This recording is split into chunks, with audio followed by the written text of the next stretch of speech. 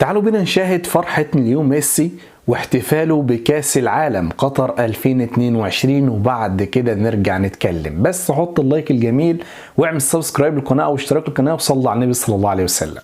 شيل شيل شيل شيل شيل شيل شيل شيل يا طويل العمر، شيل شيل يا طويل العمر، شيل.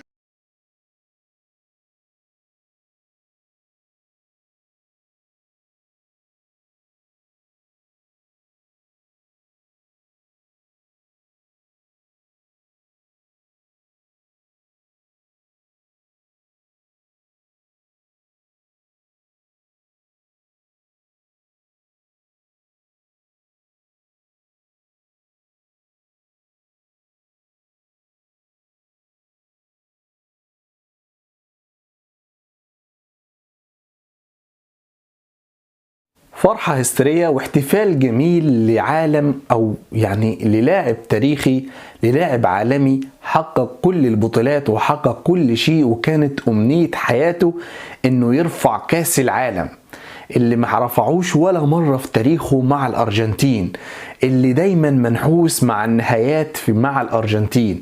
النهاردة حرفيا يمكن الناس كلها اللي كانت بتشجع ميسي ولا اللي كانت بتشجع كريستيانو رونالدو كله بيشجع ميسي النهارده، كله فرحان لميسي على الانجاز التاريخي العملاق اللي حصل النهارده.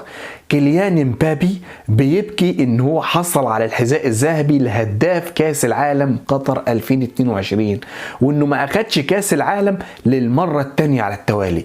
ده ايه الجهد اللي انت فيه ده يا جدع؟ ده واحد حقق كل يعني الانجازات اللي في كره القدم وما اخدش كاس العالم. سيبه يفرح بقى، سيبه يزغطط، سيبه يحتفل. ده انت جاحد يا جدع.